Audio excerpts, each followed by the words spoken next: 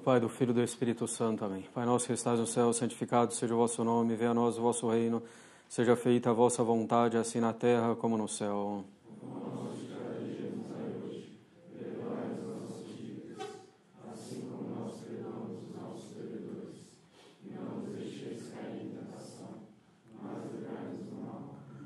Menino Jesus de Praga, Nossa Senhora das Dores, São José, São Pio V, São Pio X, em nome do Pai, do Filho e do Espírito Santo. Amém.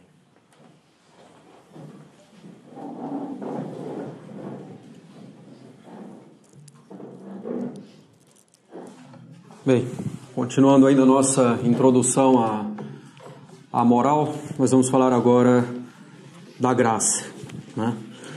Nós podemos dividir a graça basicamente em três tipos, né? A graça santificante ou habitual, graça santificante ou habitual, graça atual e a graça gratis data, ou os dons carismáticos. Então vamos ver com um pouco de calma cada uma dessas graças, né? Então a primeira graça santificante ou habitual. Graça santificante ou habitual é aquela que nos faz agradáveis, gratos a Deus, que nos faz participantes da vida divina. Aquela que nos faz, então a graça santificante ou habitual, aquela que nos faz gratos ou agradáveis a Deus, aquela que nos faz participantes da vida divina. Quando a gente fala graça, né, é porque de fato é algo dado gratuitamente por Deus. Nós não podemos merecer a primeira graça, propriamente, mas é graça nesse sentido que nós nos tornamos gratos, quer dizer, agradáveis a Deus. Bem, então essa é a graça santificante. A graça santificante é uma modificação acidental na nossa alma. O que é uma modificação acidental? Uma modificação que não muda a essência, né, da nossa alma. Nossa alma não passa a ter uma nova natureza em virtude da graça santificante dada por Deus, né?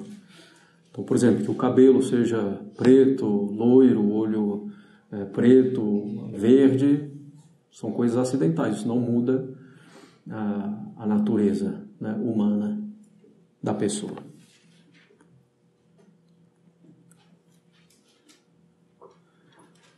Então, com a graça santificante, nós continuamos seres humanos, né? Mas participantes ou partícipes da vida divina. Então, uma modificação acidental na nossa alma, nesse sentido de acidental, que não muda a substância, não muda a essência. Então, uma modificação na nossa alma que a eleva à participação, né, na vida de Deus, a essa amizade com Deus, essa união com Deus.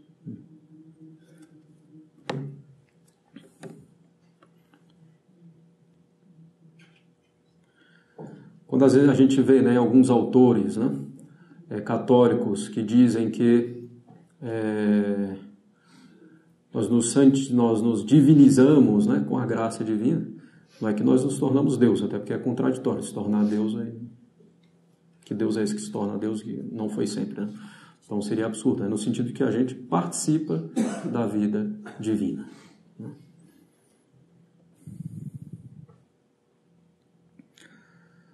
A graça santificante é dada gratuitamente por Deus no batismo, né?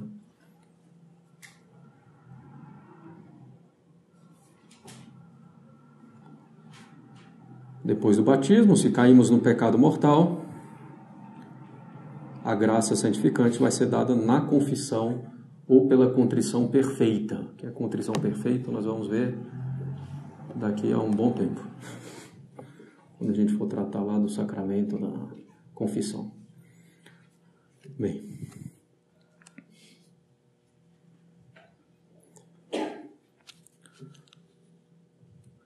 quais são os efeitos, né, da graça santificante?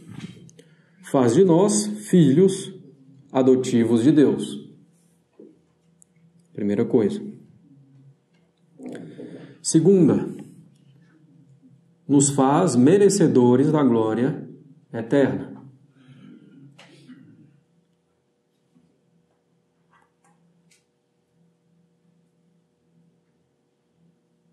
Então, filhos adotivos de Deus, merecedores da glória eterna. Terceira coisa, faz de nós co-herdeiros, né, juntos com nosso Senhor Jesus Cristo. Até porque passamos a fazer parte do corpo místico de Cristo. Bom, faz de nós também templos vivos, né, da Santíssima Trindade. Nos torna agradáveis a Deus.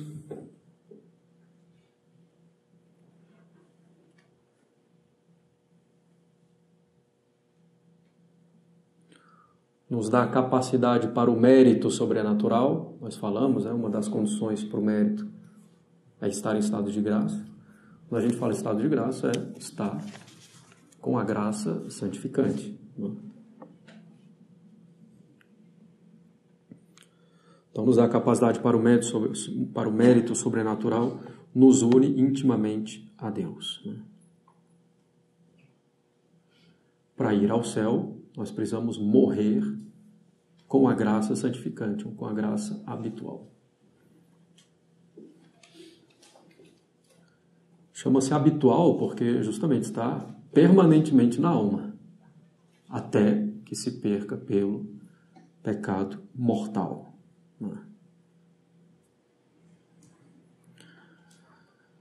Então, justamente, é o pecado mortal que pode nos tirar a vida da graça, nos tirar a graça santificante. Onde tem a graça santificante, não tem pecado mortal. Onde tem pecado mortal, não tem a graça santificante. Então, o pecado mortal se chama mortal justamente por causa disso, porque mata, tira a vida divina em nós, né? Tira a vida sobrenatural em nós, na nossa alma.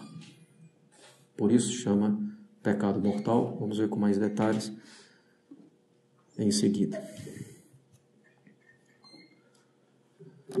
A gente precisa parar e pensar um pouco, né? A graça santificante é uma coisa tremenda, né? Primeiro, mais uma vez, é um dom gratuito de Deus. Nós não podemos merecer a graça, a primeira graça santificante. A gente poderia fazer tudo, mas Deus não é obrigado a nos dar essa graça. Depois, em estado de graça, nós até podemos merecer outras graças, né? Porque Deus assim prometeu. Parar e pensar, a graça santificante nos faz participar da vida da Santíssima Trindade.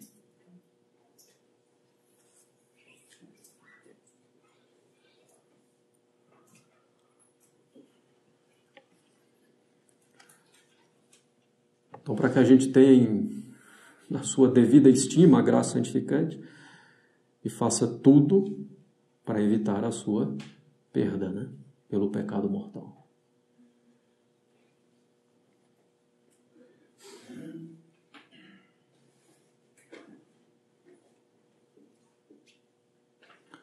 Considerar depois com calma todos esses efeitos, né? Nos faz filhos de Deus, merecedores da glória eterna, co-herdeiros junto com o nosso Senhor, templos vivos da Santíssima Trindade, etc.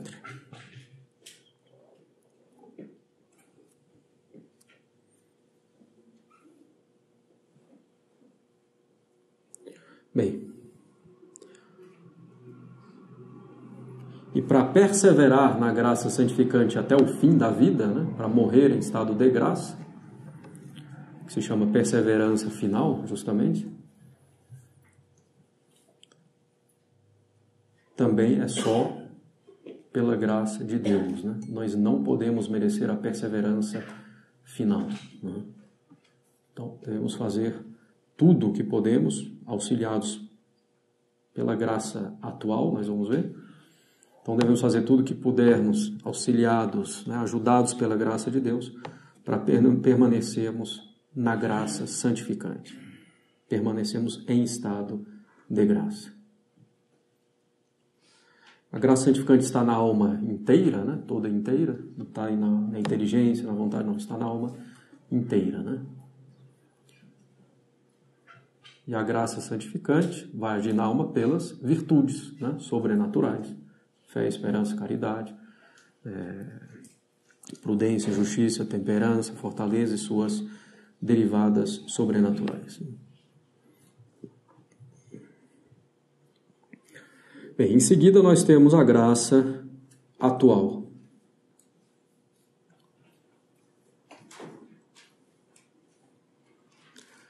A graça atual é uma ajuda sobrenatural de Deus, transitória, pontual, passageira, que dispõe a alma para fazer o bem e evitar o mal, em dada situação, em dado momento. Então, por isso se chama habitual, né? Que está na alma, é um estado, né? Que a gente só perde pelo pecado mortal, uma vez que a gente adquiriu o estado de graça. E outra é uma ajuda pontual, transitória, passageira, que dispõe a alma para fazer o bem e evitar o mal.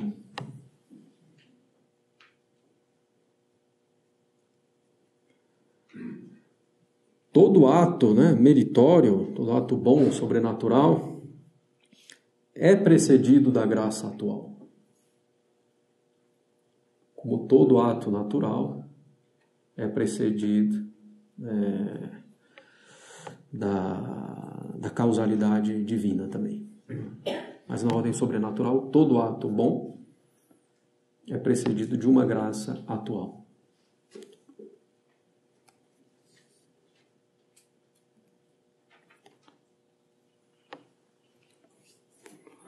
Nós vamos ver lá na frente, né?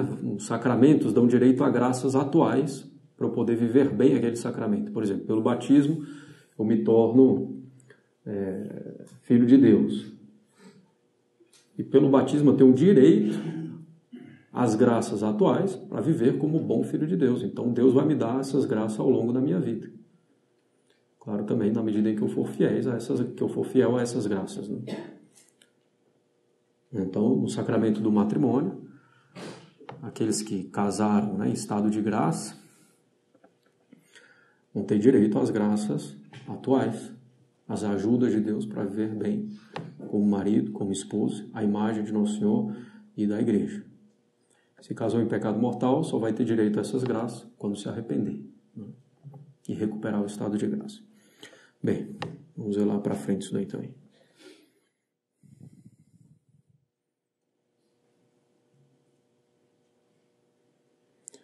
Essa graça atual pode revestir vários modos, né? Pode ser diretamente dada por Deus a inteligência, a vontade, né? O apetite concupiscível, irascível. Pode ser por meio de outras criaturas também, né? Por meio do nosso anjo da guarda, do nosso próximo e etc.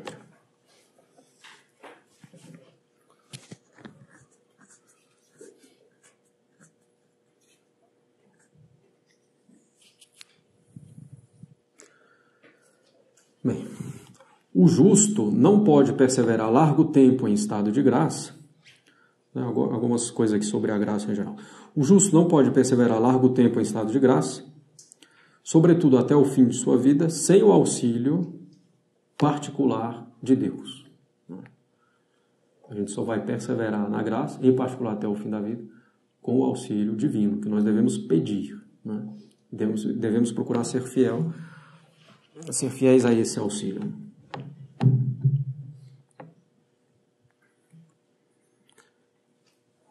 E Deus oferece a todos os justos, quer dizer, quando a gente fala justo aqui, são aqueles que estão em estado de graça, né?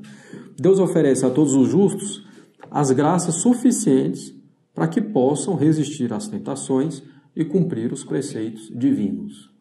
A graça de Deus não falta. Então Deus oferece a todos os justos as graças suficientes para que possam resistir às tentações e cumprir os preceitos divinos. A todos os pecadores, mesmo aos mais endurecidos e obstinados, Deus oferece misericordiosamente os auxílios, as graças suficientes para que se arrependam de seus pecados. Então, Deus sempre dá graça suficiente para as pessoas se arrependerem.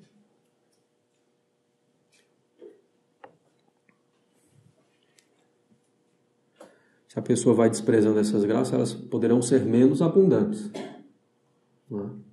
Mas continuarão sendo suficientes. Então, enquanto o homem ainda está nessa vida, né, há tempo para que se arrependa de seus pecados, por mais graves e numerosos que sejam.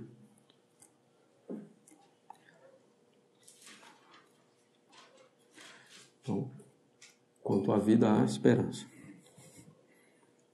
A igreja sempre tem o poder de absolver, né, os pecados, por mais graves e numerosos que sejam. Claro que, já tratamos disso, né, também, mas claro que um arrependimento, né, no momento da morte, quando a pessoa viveu a vida inteira, ou grande parte da vida, desprezando Deus, é uma coisa bem improvável, né, que aconteça. Santo Afonso diz, é mais fácil um morto ressuscitar do que alguém se arrepender no momento da morte, tendo vivido mal, né, grande parte da vida. Mas só a morte no pecado mortal fixa a alma num estado definitivo de separação de Deus.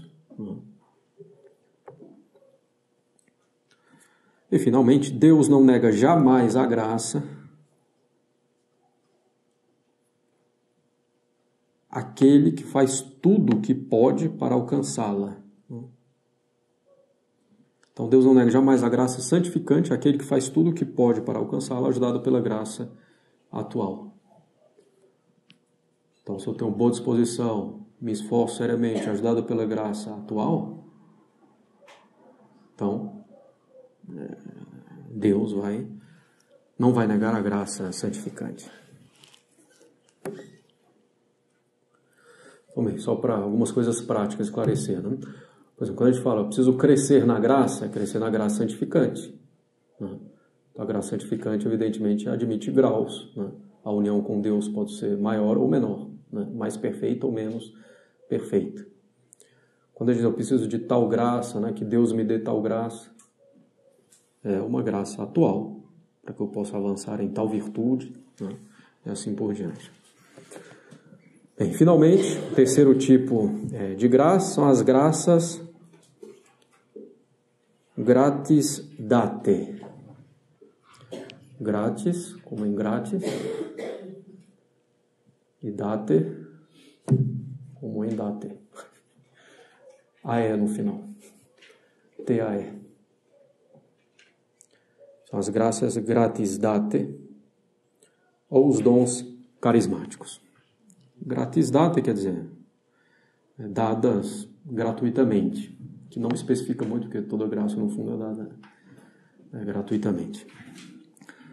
Então, as graças gratis date ou os dons carismáticos. Primeiro ponto importante, desde já, é saber que essas graças ou esses dons não são necessários para a salvação, para a santificação.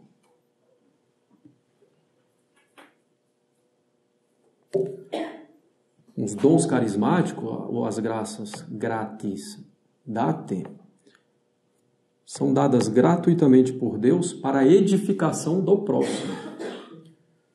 Então, elas não são dadas, essas graças, para a santificação da própria pessoa que tem esses dons, mas para a edificação do próximo.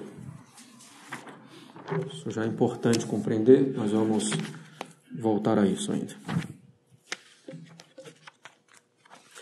São Paulo, na primeira epístola aos Coríntios, ele diz o seguinte: a cada um é dado a manifestação de dons do Espírito Santo para a utilidade do bem comum. Esses dons carismáticos são para o bem comum, não para o bem da alma do indivíduo em primeiro lugar. A cada um é dada a manifestação de dons do Espírito Santo para a utilidade do bem comum, para a edificação dos outros, diz São Paulo. 1 Coríntios 12, 2 a 11. Bem, então, que uma pessoa tenha dons carismáticos não significa que ela seja mais santa do que outra que não tem esses dons. Que ela esteja mais unida a Deus. Determina isso a graça santificante. Né? Ou entre as virtudes, a virtude da caridade. Então, que a pessoa tenha os dons carismáticos não significa que ela seja mais santa que outra que não os possui. Ter os dons carismáticos não quer dizer que as pessoas tenham um estado de graça, né? Ou uma graça santificante mais perfeita. Não significa.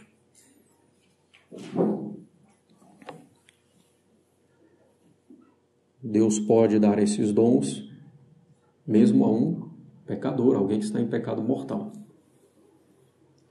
Se Deus pode fazer uma profecia, né, pela mula de Balaão, então também por meio de um pecador. Não é raro, infelizmente, que as pessoas confundam a santidade, a união com Deus, com a posse de dons carismáticos. Aí ficam buscando dons carismáticos como se isso significasse santidade. Né? Inclusive para ser reconhecido pelos outros como santo. Nossa, ele ora em línguas, ele tem um dom de cura, tem um dom de profecia, etc. Bem, então vamos chegar a isso com um pouco mais de detalhe. Então vão medindo muitas vezes a santidade conforme a intensidade ou a quantidade dos dons carismáticos que a pessoa tem. Primeiro que a santidade não se mede, né, propriamente. Porque não dá para medir a caridade com que a pessoa faz as suas obras. Claro que muitas vezes essa caridade, o amor a Deus se transparece nas obras, né? Mas bom, São Tomás de Aquino, né, vai dizer que nós temos duas espécies de graça. Uma pela qual o homem se une diretamente a Deus, pela ajuda da graça atual, a graça santificante, e outra graça pela qual uns colaboram com os outros no ordenar-se a Deus. São os dons carismáticos.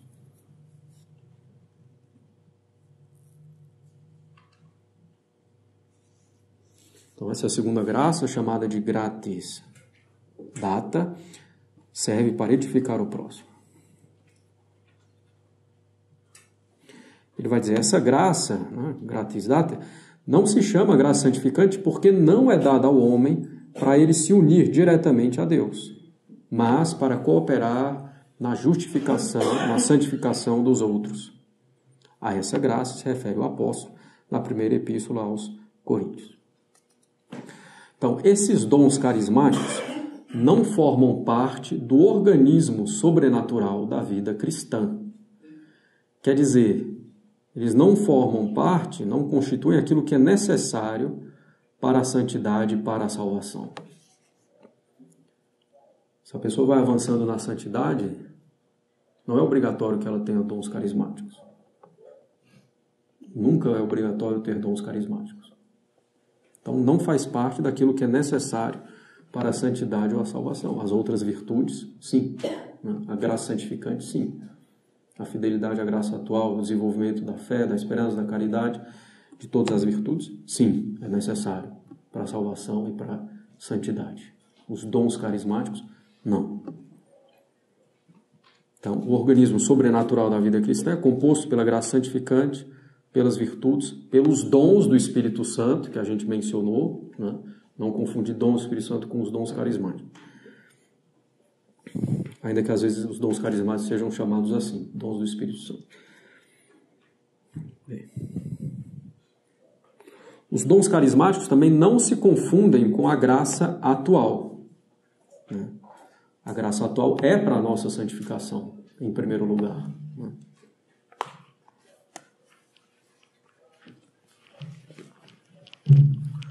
A graça gratis data é para a santificação do próximo, para a edificação do próximo.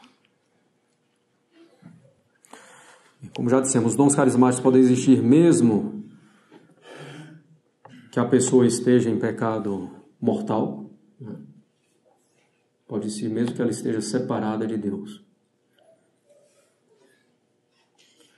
E a pessoa recebe os dons carismáticos, ou um dom carismático, em um determinado momento. Não quer dizer que ela possua permanentemente. Ninguém possui o dom de línguas, propriamente falando, de modo permanente. O dom carismático é necessariamente passageiro. Cada vez que um dom carismático existe, realmente, é porque há uma intervenção direta e extraordinária de Deus, nesse caso. Né? É um milagre. E cada vez que há o exercício, né, de um dom carismático, trata-se de um milagre. Então não é uma coisa permanente na alma de alguém. Um dom carismático. Diante disso, né, todas essas questões aqui, sobretudo do fato de que os dons carismáticos não são necessários para a santificação, para a salvação, os autores católicos clássicos, né, de espiritualidade, eles dizem que é temerário desejar ou pedir a Deus essas graças. Uma vez que não são necessárias nem para a santificação, nem para a salvação, e requerem uma intervenção milagrosa de Deus. Seria pedir milagres de Deus sem haver necessidade. Vou chegar ainda um pouco nisso também. O que diz, por exemplo, o Royo Marin, né, no seu Teologia de la Perfección Cristiana.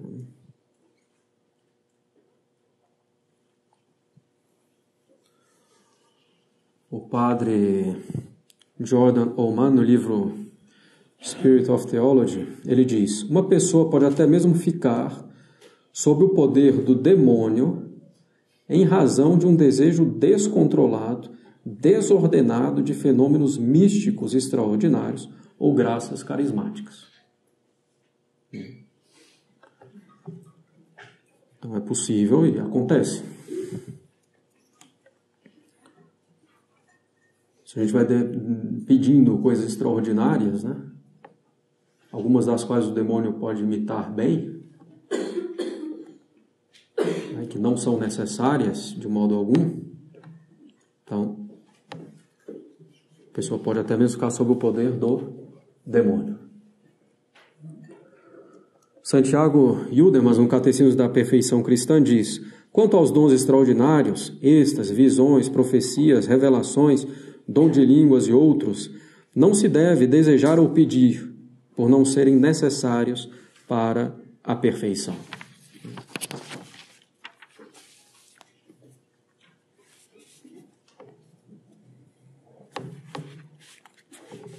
São Paulo diz que nós devemos aspirar aos dons superiores, sobretudo às virtudes teologais, fé, esperança e caridade. Aspirar às virtudes que levam à nossa santificação.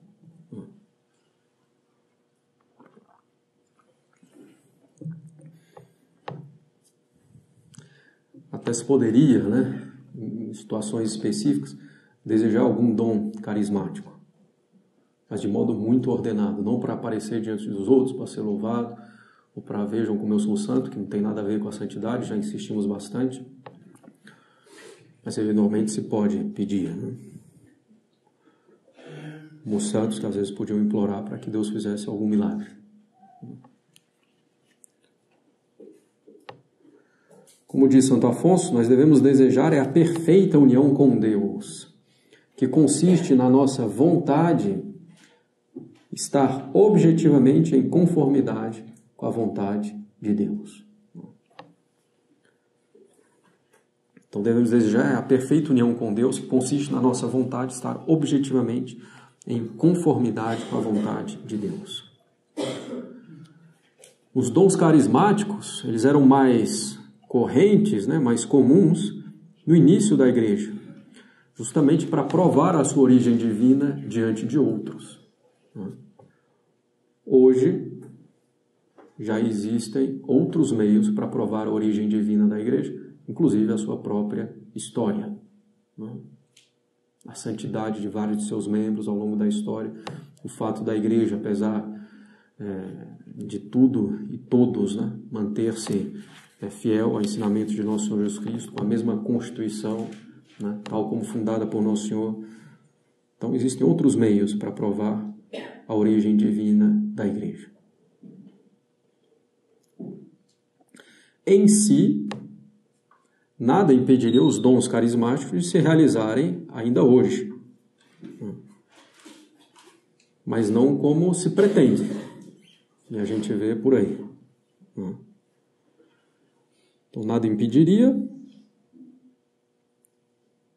que existissem hoje, mas não do modo como a gente vê, né? E não na mesma abundância que existiram na igreja primitiva, né? Porque foge um pouco da ordem da providência, que não multiplica os milagres sem necessidade, né? Então hoje é menos necessário.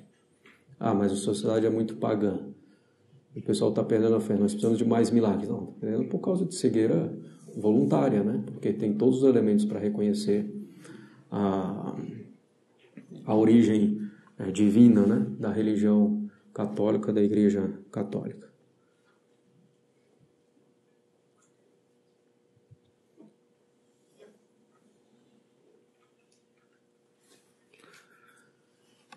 E tratemos, por exemplo, né, do dom de línguas, né? Que a gente diz, poderia até existir, mas não como se pretende hoje.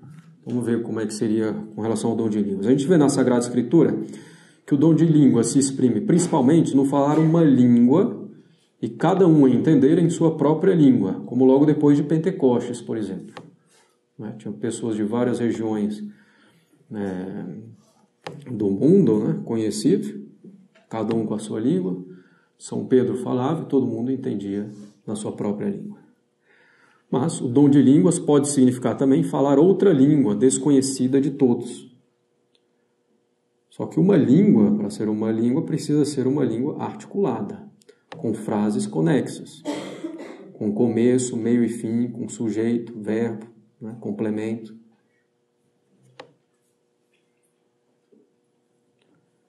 Além disso, São Paulo diz que para que o dom de língua se manifeste, é preciso que haja alguém com dom de interpretar as línguas. Senão, melhor ficar calado.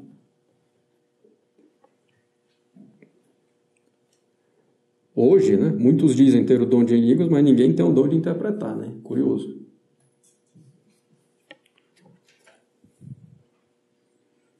Bem, então, o dom de línguas supõe que algo inteligível esteja sendo dito. Nós somos seres racionais, nos dirigindo a Deus, né?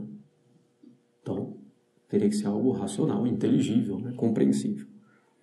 Então, o dom de línguas não é ficar repetindo sons que mais parecem mantras, né, de transes irracionais,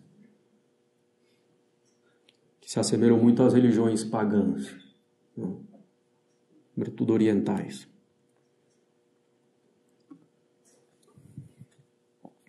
São Paulo diz que pouquíssimos deveriam falar em línguas numa assembleia e cada um por vez com a devida interpretação, para evitar o caos.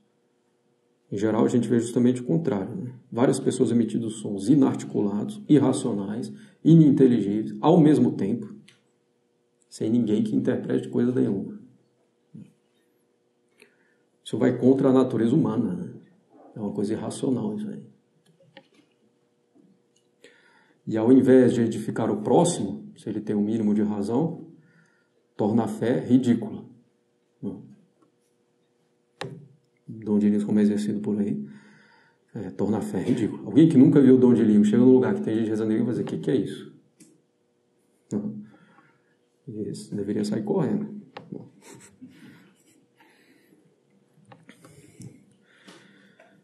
Então, nessas coisas carismáticas, né, sem fundamento, nesses dons de língua, dom de cura, repouso no Espírito Santo, nós temos algumas possibilidades.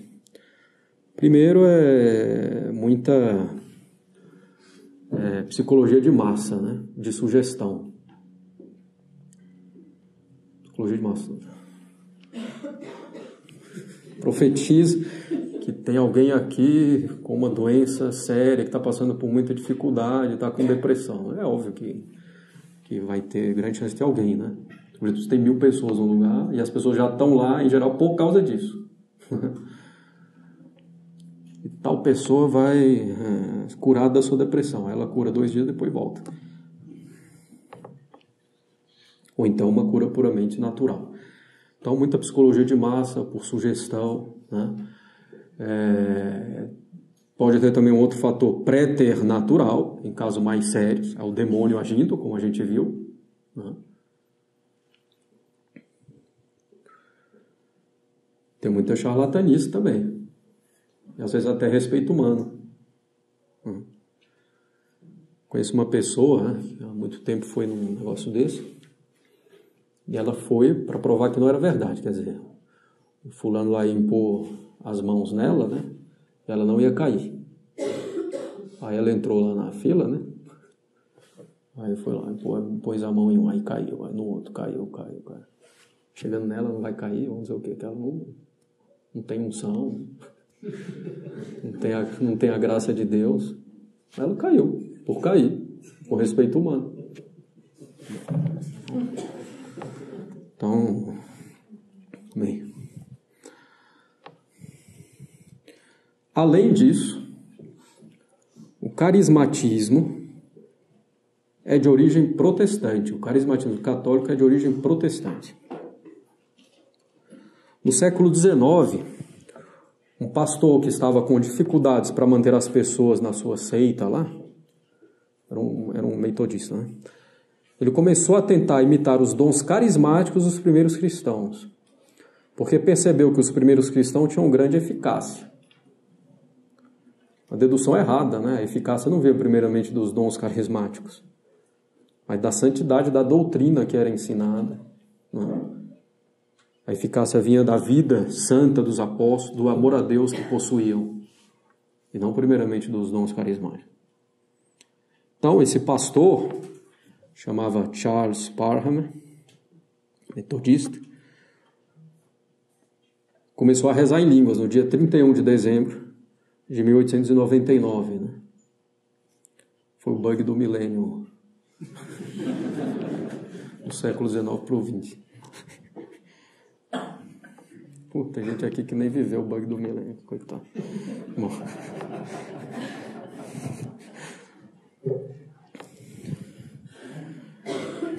Bom, então ele começou a rezar em línguas em 31/12/1989. Isso não tinha origem sobrenatural nenhuma, né? Ele simplesmente começou, tem uma origem divina nenhuma.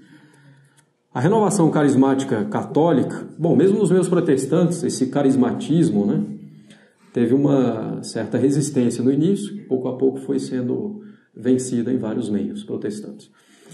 A renovação carismática católica, né, entre aspas, teve origem no final da década de 1960, precisamente em 1967, na Universidade do Duquesne, em Pittsburgh, Pensilvânia, Estados Unidos. Se não me engano, é onde está tendo todo esse escândalo hoje lá. Bom, também não estou querendo dizer que tem a ver com isso aqui. Para deixar claro. Bom, então, teve início em 1967, na Universidade de Duquesne, né, na Pensilvânia, no estado da Pensilvânia, nos Estados Unidos. Um grupo de católicos fazia um retiro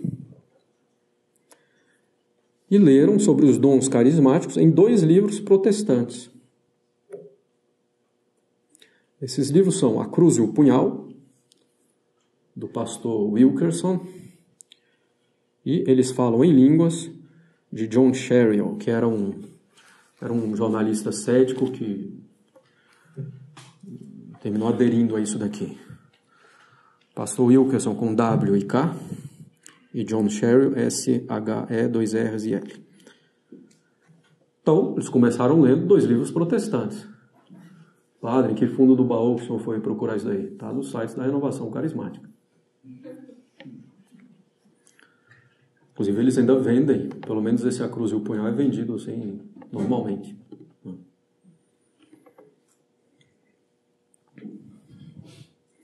Então, eles leram esses 2 livros, A Cruz e o Punhal, eles falam em línguas ou em outras línguas.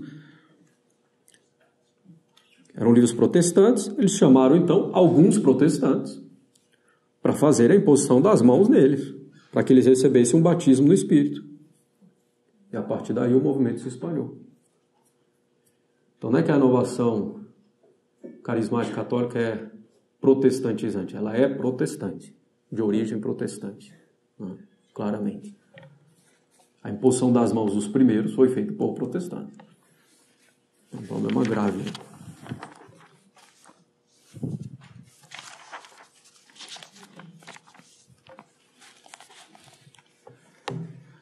Então, isso é muito bem sabido, né? Quem vai estudar a história do carismatismo. O carismatismo católico, que o carismatismo, em geral, teve origem em meios protestantes, e os primeiros católicos pretensamente começaram a ter esses dons depois da imposição de mãos feita por protestantes. O modo, né? A gente já tratou um pouco disso, o modo como se exerce esses dons carismáticos, atualmente, contrário mesmo às regras apostólicas, na maioria esmagadora dos casos. Então, o modo como eles se exercem hoje, a origem deles, o modo como são tratados, como se fosse a coisa mais importante, né? E concebidos, como se fosse o centro da vida espiritual, nos fazem ter clareza dos inúmeros erros e problemas, né, desse movimento carismático. Muitos chegam até a dizer que a igreja ficou adormecida durante séculos, né, e que esses dons, né, que o carismatismo, são a salvação da igreja. Que é uma blasfêmia até, né?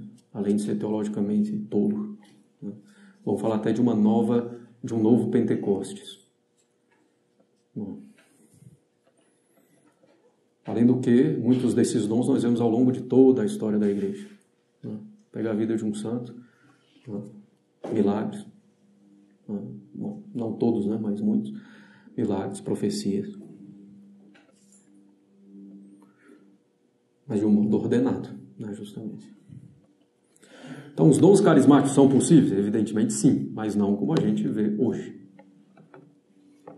Bem, São Paulo enumera alguns desses dons, né, em algumas de suas epístolas, como, por exemplo, na primeira epístola aos Coríntios 12, 2 a 11. Né.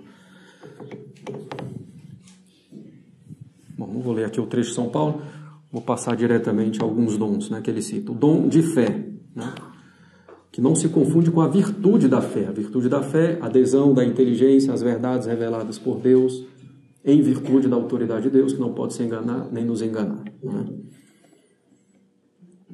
Esse dom da fé, que fala São Paulo, é um dom que vai esclarecer, num dado momento, mais profundamente, um princípio da nossa religião para a pessoa, então, comunicar a outra, então, edificar o próximo. O dom da sabedoria não se confunde com o dom do Espírito Santo da sabedoria, que aperfeiçoa a caridade. O dom da sabedoria carismática é um dom que, num dado momento, nos vai fazer tirar as conclusões dos princípios da fé. O dom de ciência, que vai explicar as coisas divinas, principalmente com analogias, né, com exemplos, com comparações elucidativas. O dom de cura e os milagres que servem principalmente para confirmar a revelação divina. Por isso que já hoje não existem tantos milagres, embora existam. Né? Em Lourdes, bom, até certo tempo, hoje eu acho que já parou, mas em Lourdes, quando começaram as curas, né, milagrosas nas piscinas em Lourdes, não é piscina como em clube, não. Piscinas individuais, etc. Quando começaram, havia um estudo bem profundo, detalhado, minucioso, né? Com uma comissão de médicos, etc., para ver se eram verdadeiros milagres. Né? Então, ainda hoje acontece. O dom de profecia, o discernimento dos espíritos, né? Que também confirma a revelação divina, mas pelas palavras. Né? O dom de línguas e de interpretação para propor convenientemente a palavra divina, né? Logo, falar de modo irracional não propõe de modo conveniente a palavra divina.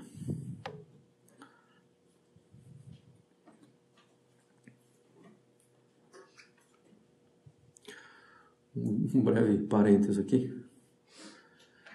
que é uma coisa que às vezes perturba um pouco a alma. Quando a gente vê os católicos dizendo, bom, quero atingir ninguém pessoalmente, se for o caso, mas os católicos dizendo, não li a palavra. Não, tem que parar com isso aí. Isso aí um modo protestante. Eu não li a Sagrada Escritura, até não li a Bíblia, pode ser, mas não li a palavra. Bem, fecha parênteses, fechado. Todos esses dons carismáticos vêm de Deus, mas nós podemos reconhecer se eles realmente vêm de Deus, né, na medida em que eles são exercidos de acordo com a fé, de acordo com as regras apostólicas, de acordo com o bem que eles efetivamente causam para o próximo. Nunca se viu tanto dom de profecia, de língua, de milagre, né, de cura, etc. Cadê o pessoal que se converte? É um pouco curioso também, né? A gente vê bem menos, aparentemente, pelo menos nas relações dos paus, tem, mas a gente vê menos. E tantas almas que se convertem, né? Tem algum problema aí também. Então a gente vê se eles realmente vêm de Deus, se eles são exercidos de acordo com a fé, de acordo com as regras apostólicas, se efetivamente fazem bem para o próximo, pela importância que se dá a esses dons, que na verdade é pouca, né? Não são necessários para a santificação, nem para a salvação. Bem, o demônio pode facilmente enganar alguém que fica desejando coisas extraordinárias, né? Ele apareceu mesmo aos santos, né, sob forma de Nossa Senhora, por exemplo. Apareceu aos santos, então se a gente fica querendo, eu queria que Nossa Senhora aparecesse para mim, queria que Nossa Senhora aparecesse para mim, uma hora vai aparecer alguém. Não vai ser Nossa Senhora, não. Depois pode ser até alucinação, né, vai ficando doido. Ou então o demônio. Não tem que ficar desejando essas coisas extraordinárias. Tem que desejar a extraordinariedade na graça, na perfeição, na união com Deus. Aí sim.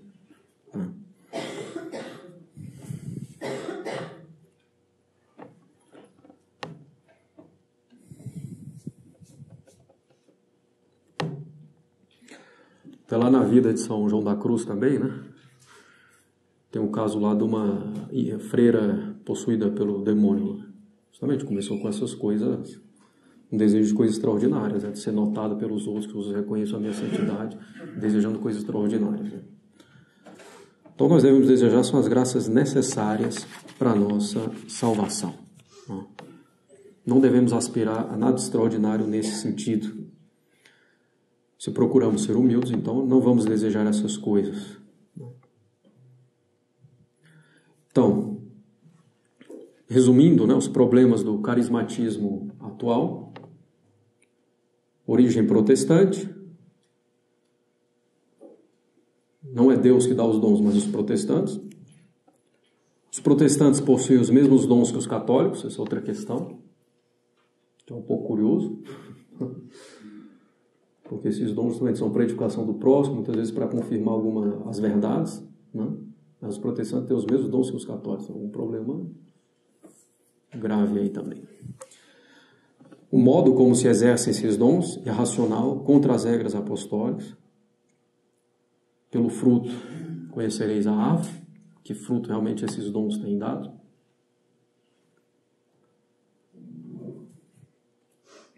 E o lugar que ocupam dentro da teologia dessas pessoas, que no fundo é o primeiro lugar, né? Os dons carismáticos, o que é falso, errado.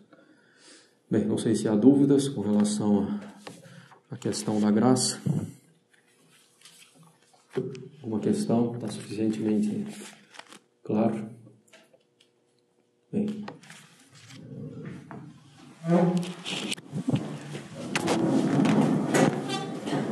Pai, do Filho e do Espírito Santo. Ave Maria, cheia de graça, o Senhor é convosco, bendita sois vós entre as mulheres, bendito é o fruto do vosso ventre, Jesus. Santa Maria, Mãe de Deus, rogai por nós, pecadores, agora e na hora de nossa morte.